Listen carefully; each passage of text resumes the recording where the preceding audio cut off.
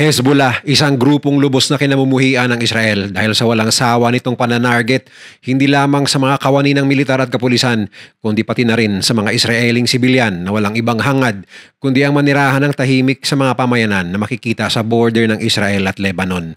Ngunit ang lingid sa kaalaman ng karamihan ay hindi lamang sa Israel na nanalot ang grupong ito, kundi sila rin ang sinisisi sa kaguluhan na nangyayari sa loob ng Lebanon ng ilang taon na, maging ang pagbagsak ng ekonomiya at political instability ng bansa ay maraming Lebanese ang naniniwala na malaking parte dito ang pag-usbong ng Hezbollah at ang paglakas ng kanilang impluensya at kapangyarihan sa loob ng Lebanon.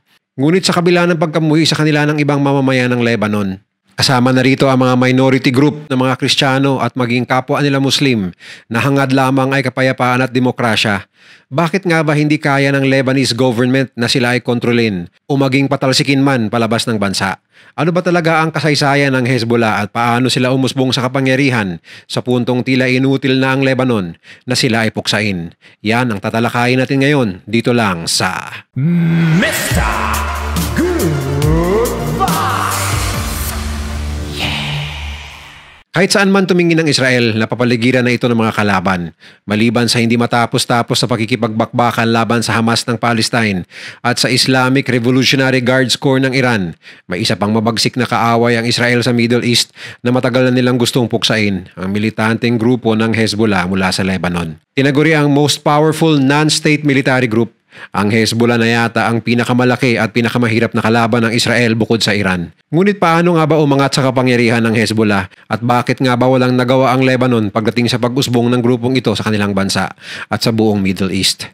Ngunit bago ang lahat, bumalik muna tayo saglit 40 years ang nakaraan upang tingnan kung paano ba nabuo ang Hezbollah. Doon pa man, mayroon ng pagkakawatak-watak sa Lebanon dahil sa pagkakaiba ng mga prinsipyo ng iba't ibang religious group sa bansa. Sa katunayan, ang Lebanon ang bansang pinaka-diverse na komunidad kung pagbabasihan ang iba't ibang mga relihiyon sa Middle East. Hati ang mga Lebanese pagdating sa relihiyon dahil iilan sa kanila ay nag-convert sa pagiging Kristiyano dahil sa impluensya ng mga dayuhan. Samantalang ang iba ay nananatili sa pagiging Muslim. Subalit mayroong dalawang klase ng mga Muslim sa Lebanon, ang Shia at Sunni. Kahit pa man pareho silang naniniwala sa aral ng Islam, ang dalawang grupong ito ay mayroon namang magkaibang prinsipyo, lalo na pagdating sa politika at pamumuno. Sa kabila ng mga pagkakaiba at hindi may iwasang hidwaan, medyo naging matiwasay pa rin naman ang gobyerno ng Lebanon dahil nagkasundo ang mga Shia, Sunni at mga Kristiyano na maghati-hati pagdating sa leadership ng bansa.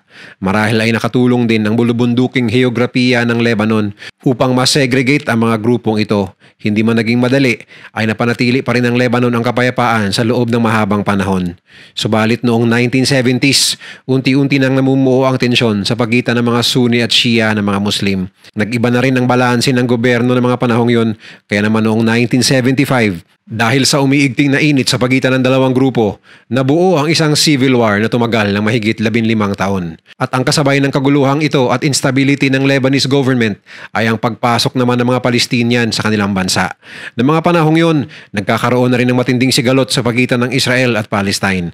Dahil sa makailang madugong bakbakan, napadpad ang mga Palestine refugee sa Lebanon at kasabay naman ito ay ang paggawa ng base ng Palestine Liberation Organization o PLO sa Beirut upang mas makaporma sila pagdating sa mga estratehiya kung paano atakihin ang Israel. Taong 1982, mas lumala pa ang kaguluhan sa bansa nang tinangka ng Israel na sakupin ang Beirut, Lebanon upang puksain ang PLO. Hindi ito naging madali para sa Israel. Sa katunayan, ay marami rin sa kanilang mga sundalo ang nasawi at marami sa kanilang mga military asset ang nasira at tumagal pa ang siege o sagupaan ng halos 1 taon. Kung hindi lang pumagitna ang Amerika sa ilalim ni President Ronald Reagan, ay baka mas lalo pa itong tumagal.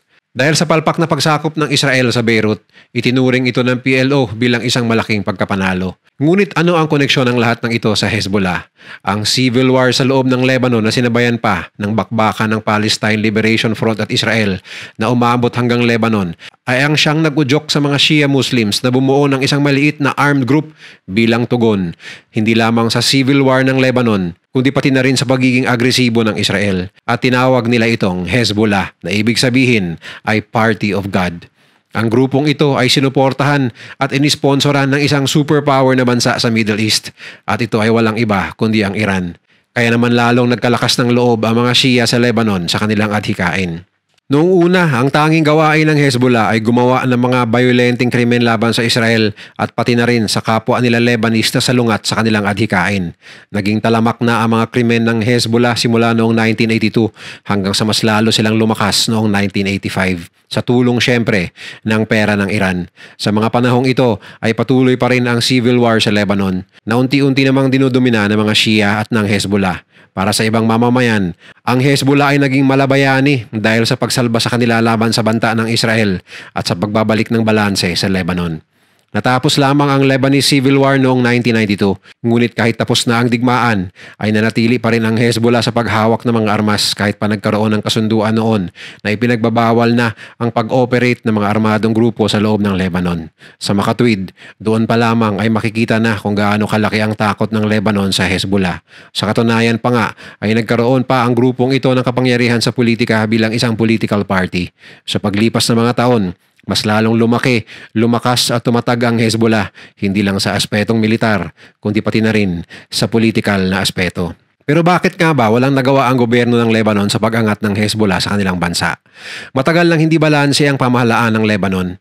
Masasabi nating napaka-unstable nito dahil sa malawak na dibisyon na mas pinahirap dahil sa kanilang heograpiya at magkakaibang paniniwala. At marahil nagsimula din dahil sa makailang ulit na civil war. Hindi na rin maikakaila ang kanilang kapalpakan ng pag-isahin ng mga leader ng bansa dahil sa pagkakaiba-iba ng relihiyon, prinsipyo at political agenda. At ito ang naging tsansa ng Hezbollah na ma-penetrate ang maraming sangay ng gobyerno at lipunan ng mga panahong yon.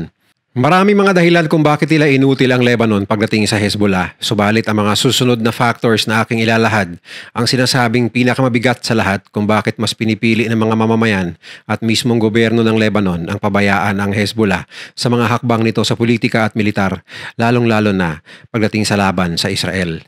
Unang-una ay ang suporta ng Iran dahil nga dito ay dumami ang taga-suporta ng Hezbollah sa loob ng bansa. Kasabay rin ito ay ang pagdami ng kanilang mga miyembro dahil pati ang mga Palestinong refugee na tumakbo sa Lebanon ay automatic na naging kampo ng grupo dahil pinaramdam ng Hezbollah sa mga Palestino na sila ang bagong sandiga nila laban sa Israel. Sa patuloy na paglaki at paglakas ng Hezbollah, dahil sa pondo at armas galing sa Iran, dumating na sa puntong mas marami na ang miyembro nito kumpara sa mismong hukbong sandatahan ng Lebanon, ayon sa kanilang mga lider. Sa katunayan, noong buhay pa siya, ay ipinagyayabang noon ng dating leader ng Hezbollah na si Hassan Nasrallah na mayroon di umanong mahigit 100,000 na miyembro ang militanteng grupo kumpara sa mahigit 80,000 lamang na aktibong miyembro ng Lebanese Armed Forces. At dagdag pa niya na hindi naman maitatanggi na mas malawak ang karanasan ng mga tauhan ng Hezbollah pagdating sa digmaan kaysa sa mga sundalo ng Lebanon. Subalit marami rin ang naniniwala na yabang lamang ito noon ng Hezbollah leader dahil ayon sa mga datos na nakuha ng mga eksperto kagaya ng Institute for Strategic Studies, tinatayang nasa 20,000 hanggang 50,000 lamang ang mga aktibong sundalo ng Hezbollah. Ngunit ayon sa mga supporter ng Hezbollah, hindi tama ang numerong ito dahil marami pang hindi nabibilang ng mga miyembro ng grupo dahil nga mahirap silang tuntunin sa mga mabundok na lugar ng Lebanon. Ilang dekada na ring walang tigil sumasampa sa iba't ibang gera ang Hezbollah kagaya syempre nung Lebanon Civil War, ang pagpasok ng Syria noong 2014 laban sa isa pang teroristang grupo ang ISIS at ang pinakakilala sa lahat at ongoing pa rin hanggang ngayon ay ang walang humpay na pakikipagdigma nila laban sa Israel. Isang halimbawa ay noong Hulyo hanggang Agosto 2006, muli na namang nagkaroon ng madugong gera sa pagitan ng Hezbollah at Israel. Umabot ng mahigit isang buwan ang bakbakan sa border ng Lebanon at Israel at natigil lamang ito nang pumasok na ang United Nations upang iutos ang tigil putukan. Dahil sa suporta ng Iran sa pamamagitan ng pondo at armas, lalong nagkaroon ng malaking stockpile ng missiles at rockets ang grupo. Dahil dito ay nagkaroon sila ng kapasidad na makipagsabayan sa Israel.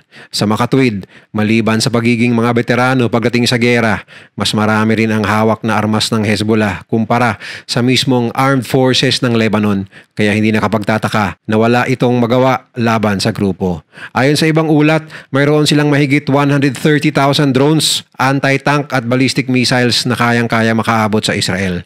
Ang pinakamalaking dahilan sa pagkakaroon nila ng ganitong malalakas na uri ng armas ay dahil sa pondong binibigay ng Iran simula pa noong dekada 80. Bukod sa paglakas ng kanilang kapasidad sa giyera, ay lumakas din ang kanilang galamay sa politika ng Lebanon sa puntong hawak na ng Hezbollah ang mahigit 50% na upuan sa parliament system ng Lebanon.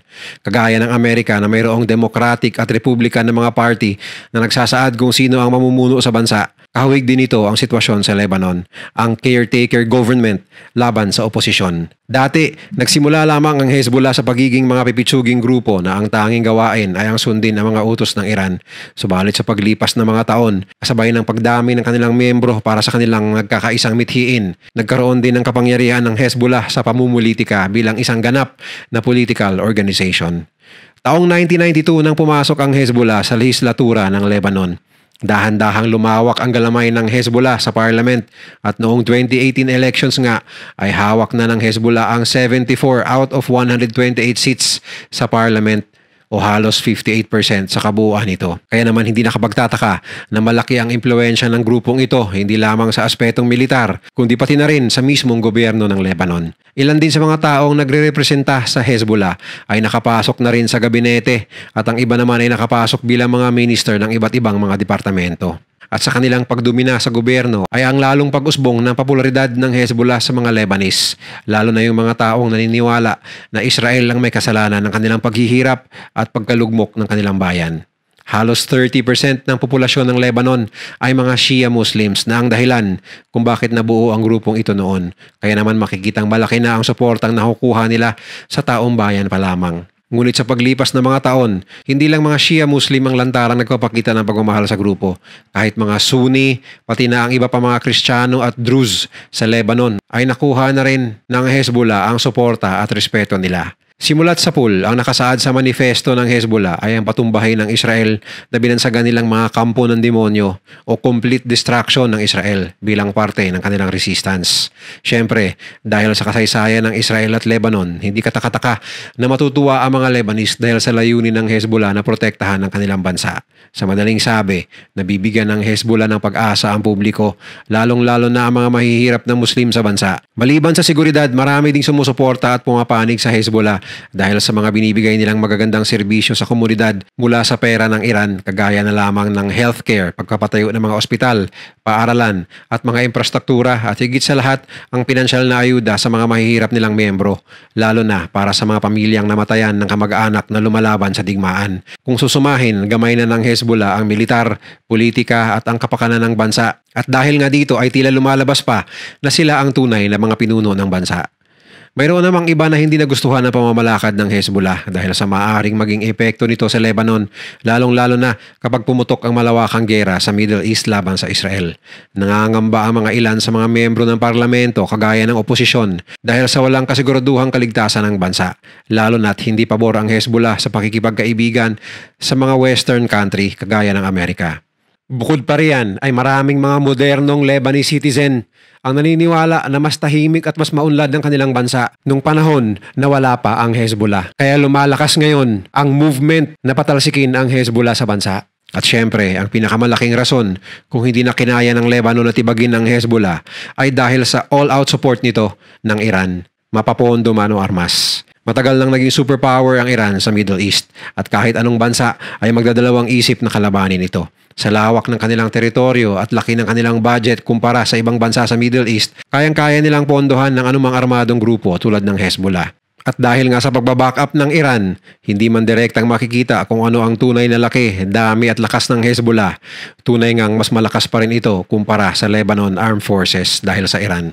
Kung ipagpalagay na lang natin na pipitasin ng Lebanese government ang Hezbollah at aalisin ang kapangyarihan nito sa politika, tsak na magkakaroon na naman ng isang malawakang civil war sa Lebanon pag nagkataon. Sa puntong ito, hindi lamang mga Shia Muslim ang nasa likod ng Hezbollah dahil pati ang iba pa mga relihiyon at mga proxy military na kaalyado nito ay magiging katapat ng mismong gobyerno ng Lebanon.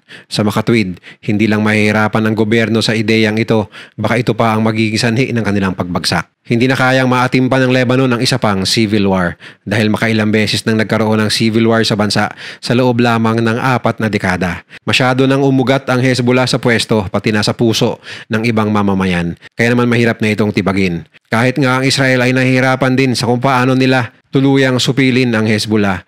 Ngunit nito lamang September 2024, Nagtagumpay ang Israel sa pagpapatumba sa pinakamalaking leader ng grupo na si Hassan Nasrallah, pati na ang halos lahat ng mga commander ng grupo, pati na rin ang leader na papalit sana kay Nasrallah. Ibig sabihin lamang ay kahit mahirap na kalaban ang Hezbollah, hindi naman ito imposibleng tibagin. Idagdag nyo pa rito ang mga kadahilanang laganap na rin ng korupsyon sa Lebanon. Kagaya ng ibang bansa, kinain na rin ng bulok na sistema ang Lebanon dahil sa mga korap na mga leader. At ayon sa mga ulat, dahil malaki ang kanilang pondo, ay kayang-kayang bayaran ng Hezbollah ang ibang politiko ng bansa upang sila ay paboran. Kahit pa man may impluensya ang Amerika at Europa sa Lebanon, sa ngayon ay tunay na ngang napakalaki ng impluensya ng Hezbollah sa buong bansa. At ayon sa mga eksperto, mananatili ang impluensyang ito sa ilang dekada pa sa hinaharap dahil sa lalim na ng koneksyon ng Hezbollah sa kultura at politika ng Lebanon.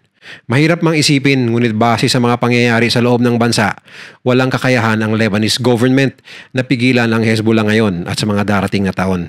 Maliban lamang sa isang mabigat na dahilan, ang tuluyang pagbagsak ng Iran ayon sa mga eksperto. O di kaya, ang tuluyang pagbuwag ng Israel sa lahat ng leader at miyembro ng grupo na marami ang naniniwala na napaka-imposibleng gawin. Subalit sa nagbabadyang pagbagsak ng Iran dahil sa pinagsanib na puwersa ng Israel at Amerika sa pamumuno ni Donald Trump, ay maraming tao sa Lebanon na hindi sang-ayon sa presensya ng Hezbollah sa bansa ang nag-aabang na sana ito na ang magiging hudyat ng paghina ng Hezbollah sa Lebanon at maging umpisa ito ng pangingibabaw ng kapayapaan at kaunlaran sa buong bayan. Kung nagustuhan mo ang video na to, share mo naman sa iba at mag-subscribe ka na rin. Panoorin mo na rin yung mga videos na nasa kanan para lalo pang maubos ang oras mo.